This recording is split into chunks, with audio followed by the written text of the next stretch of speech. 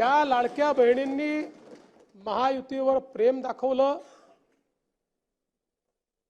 हे अधिवेशन संपल्याबरोबर डिसेंबर महिन्याचा हप्ता त्यांच्या खात्यामध्ये आम्ही टाकतो।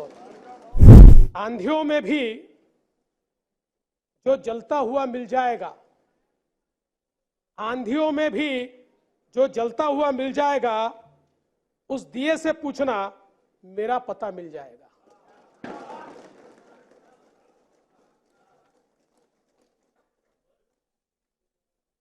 आज या निमित्ताने या सभागृहाला आश्वस्त करू इच्छितो, कोणतीही शंका मनात ठेवू नका।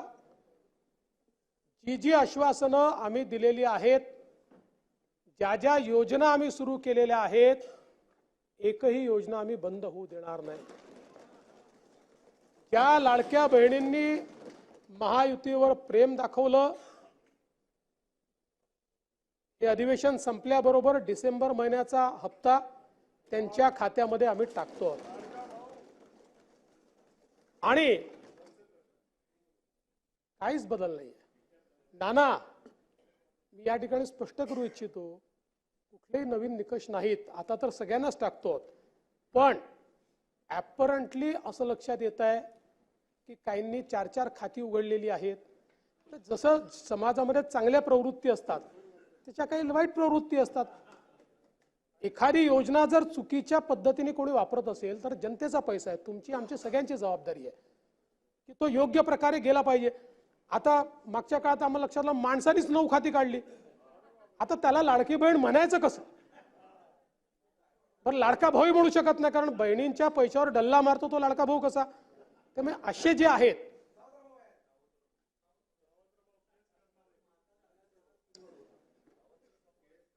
त्यामुळे शेतकऱ्यांच्या संदर्भात आम्ही दिलेली आश्वासनं असतील, युवांच्या संदर्भात दिलेली आश्वासनं असतील, ज्येष्ठांच्या संदर्भात दिलेली आश्वासनं असतील, समाजातल्या वंचितांच्या संदर्भात दिलेली आश्वासनं असतील, ही सर्व आश्वासनं या ठिकाणी आम्ही पूर्ण करणारच आहोत। आमचे मित्र भास्करराव या ठिकाणी नाही,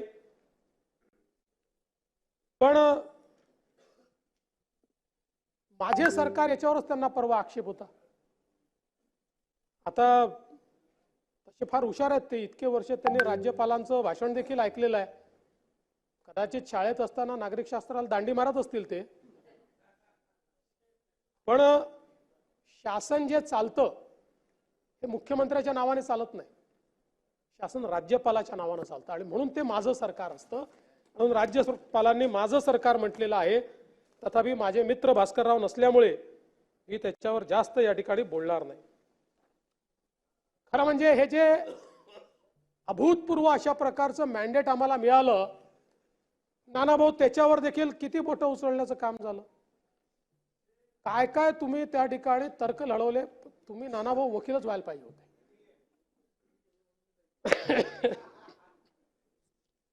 सिब्बल वगैरे साहेबांना काही फार स्कोप राहिला नसता, पटोलेच राहिले असते।